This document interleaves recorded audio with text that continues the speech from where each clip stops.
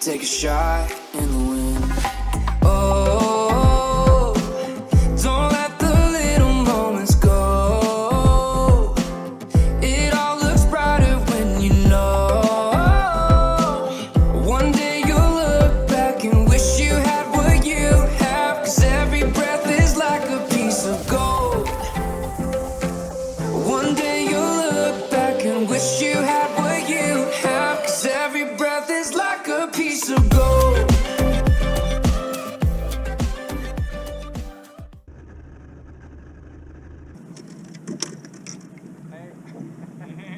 Forgot to pay the parking ticket. We forgot the net. Fucking net. Oh, did you guys? What a way to start it, eh?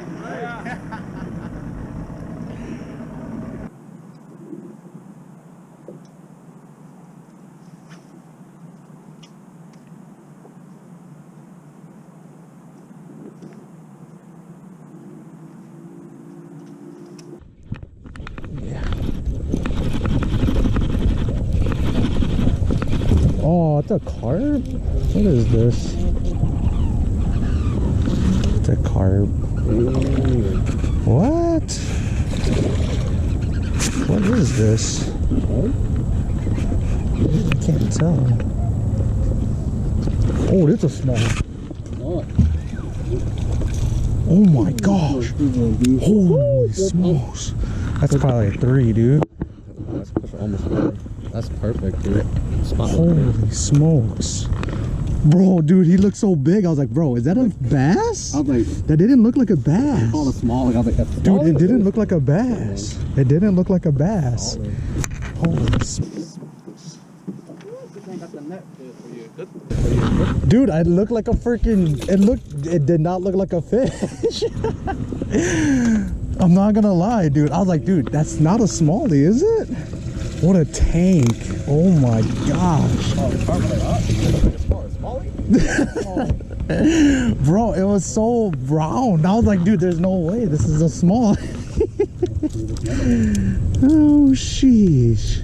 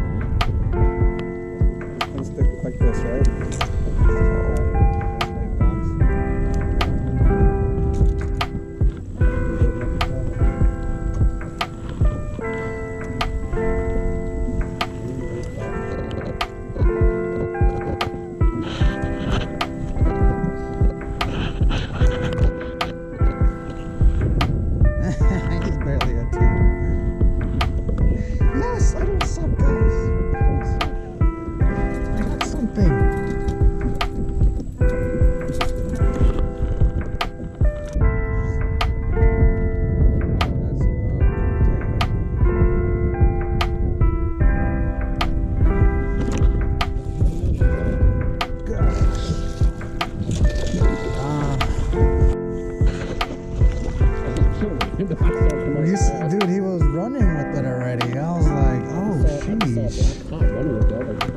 He come out that fast right there.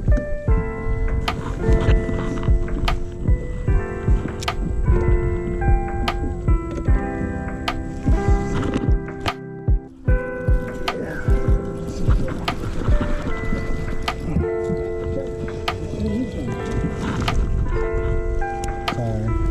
That one might be short.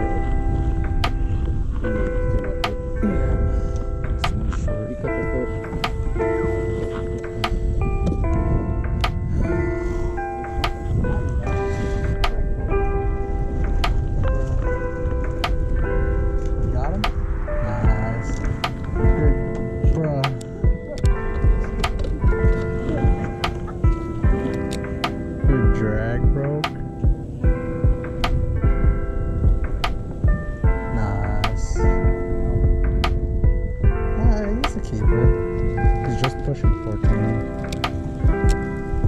I'm on the boat. Bro, what the frick was that? Right there, right? When I actually uncut my bubbled up. Oh, dude, he's chunky, but he's small. I pressed my release clip. Oh, that's what you meant. Clip. Oh, that's what you meant. I was like, good I drag. don't know why I pressed it. I was like, shoot.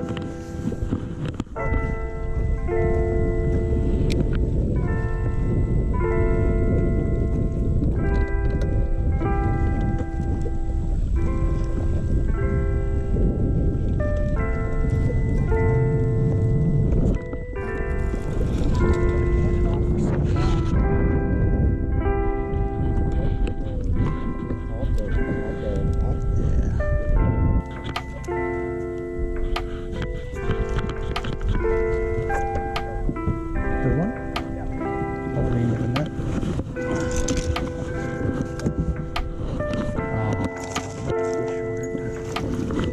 Is your drag loose? No. Yeah, you might be short, unfortunately.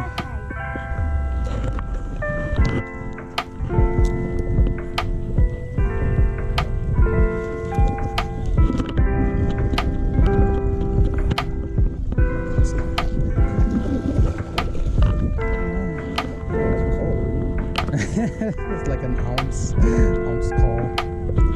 Woo! Like a 3-pounder.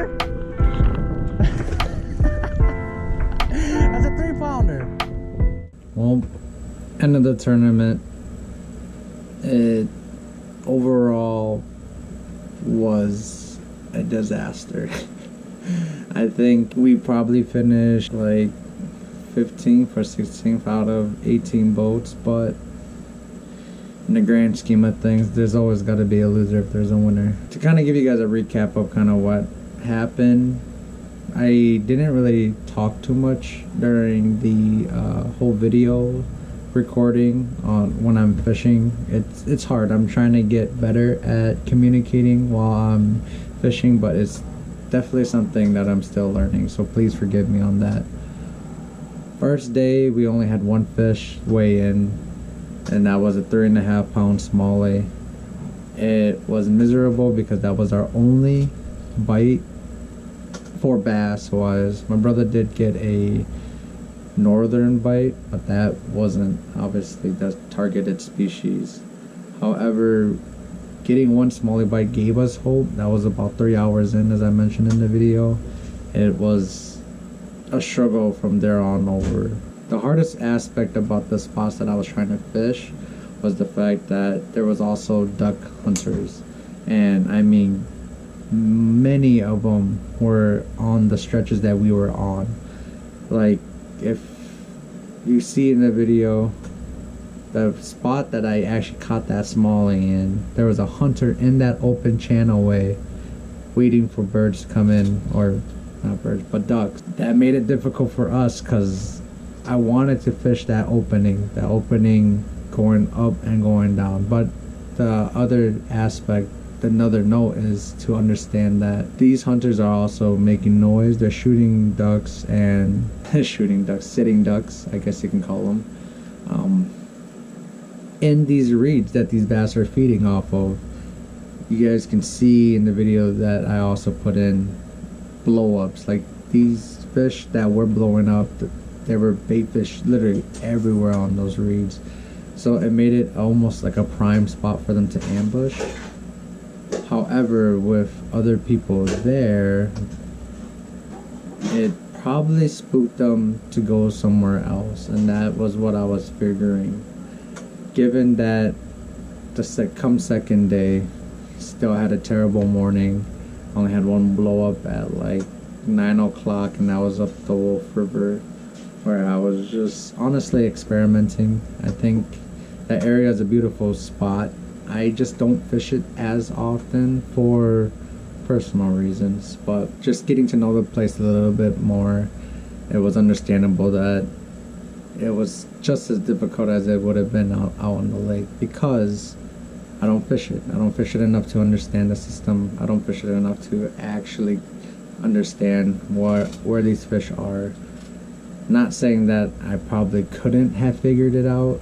I think landing into patterns or in areas is something that I'm getting more comfortable with, and that in today's scenario it just wasn't producing. The things that I had working for me the last weekend was what was kind of ramping things up.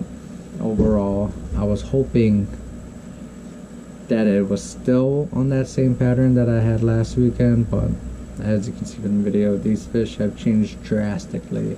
The temperature difference is about 10 degrees and kind of finally shifting into that fall transition. They're not fully in on it. It's kind of like half and half. And why I say half and half is because people were also getting fish from almost any different place, and that's what made it difficult, because these fish are moving, they're transitioning, and they're making their way into their fall to finally fall into winter patterns, and that it made it difficult for me to finally see what was the problem that I was doing. And as much as tough as the second day went, it was nice to finally get onto a pattern, not really pattern, but I guess a spot that produced it 10 bass, about 10 bass for us in the last hour and a half. Man, it was getting rough. I was struggling to try to really dial in on something, but seeing what it was, what they were coming off, as you guys can see, docks. So, man, I can replicate that so easily if I just knew. And I told my brother this, the thing that skewed my decision making in wanting to go fish docks was we fished it. We fished docks on Buddha Morse, we fished rock docks, we fished weed docks. We weren't getting anything, but obviously that's a couple weekends out. That was 2 weekends ago. And my ditch spots, which I call basically areas where I know I'm gonna at least get like 1 or 2, but that's it.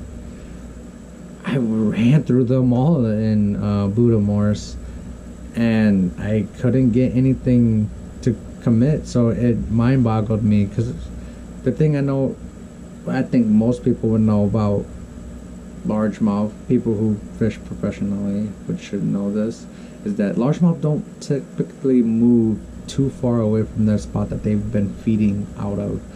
Even more so, if like release sites, there's been videos that I've been watching where how far do bass actually, largemouth bass I should say specifically, move from the typical release site. It's generally not that far. They can probably post up on docks that are around the boat launch or flats that has grass around the boat launch. They don't tend to want to move that far if they don't need to, and that's just simply because they're apex predators. They don't have anything to worry about. They can always find forage and make it so that what they're doing is beneficial for them. So all in all, I didn't think they were gonna move from the areas that I already picked out as ditch spots. I went to each one when I was struggling on that first day, and I just couldn't produce another bite. If I got another largemouth, if I happened to just go with my gut and be like, you know what, maybe we should try the docks that are around there, because I tried out a little bit more from the reeds. I tried interior of the reeds. I tried in the reeds. They're not here. Even though I find blows, it's not the right fish. These largemouth, if they are largemouth, they would have bitten my lure. Guaranteed they would have bitten my lure already. Considering that last time that I fished there 2 weekends ago, they did. It wasn't hard. I pulled 2 up in like 10 minutes. So I was like, okay. I was set. I knew what I wanted to do. Come tournament day, everything changes. It's not that I wasn't expecting change. I did expect change. It's now adjusting to that change that made it difficult for me because I didn't believe in docks. I really didn't. Not catching a single dogfish out of all my practices, it was generally discouraging to want to do anything that involved docks. But I think the instinct in me, more of like, I guess that little tingle at the end of the day to kind of go back to roots, to just try to fish something that honestly I know I can fish. It's what got me onto those last 10 fish of the day, and if I knew that beforehand, I would have picked out the spots that it probably would have restocked with fish. So it's hard because the general area where I was catching them wasn't typically special. It wasn't typically normal, I should say, sorry. Not special, but normal. It wasn't typically normal because that wasn't too far off of the launch site, which where most of our fish are released. So what I'm saying is those are probably recirculated fish that happen to just kind of stage up on an easy target area that they found beneficial to them so that they can get easy meals. That's probably one thing about that spot, that why maybe they were up there on the shallow. But overall, it told me that I shouldn't have crossed it out. That's the important aspect. I shouldn't have crossed it off the list to what these fish might have been doing. That's my thought process so far of how this tournament went. I'm not disappointed in myself. I think it's a great learning experience in my eyes to see that Winnebago system, especially during the fall, it has its ups and downs. The biggest bag pulled today was an 18-pound bag, but then yesterday was only a 15-pound bag. When I say only, I know that makes it sound like it's small, but we have seen 20-pound bags get pulled out of the Winnebago system in the spring. Hence, that's what I thought was going to be what would be pulled out. I hope that these experiences accumulate. I'm fairly confident that the things that I was doing and will be doing will show itself eventually. Like the fruits of my labor, it's marinating, guys. It's marinating. At the end of today, going back to largemouth, it kind of brought me back to my roots a bit, just a tiny bit, because I think it's important not to totally lose what I've already accumulated in my experiences from, I don't know, multiple years ago to what I can do today. Because what I'm trying to do now is more of adding on, like it's colliding. And it sucks because mindset-wise, what's colliding is the perspective that I should be getting a lot of bites. And in bass fishing, that's not really what it is. Yes, getting a lot of bites is important, as I mentioned before. It's not beneficial if I'm only getting a bunch of 15, 16-inch bites, right?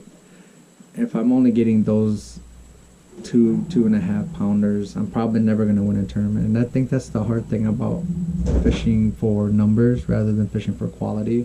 Because quality bass, in most regards, respectively, they aren't relatively packed. It's not like you're going to find a huge school of 4-pound largemouth altogether. They're usually the ones wanting to be away. They lived a long life already. They know what, they're well experienced. They don't need to school up. They can, and I think it's awesome when they do.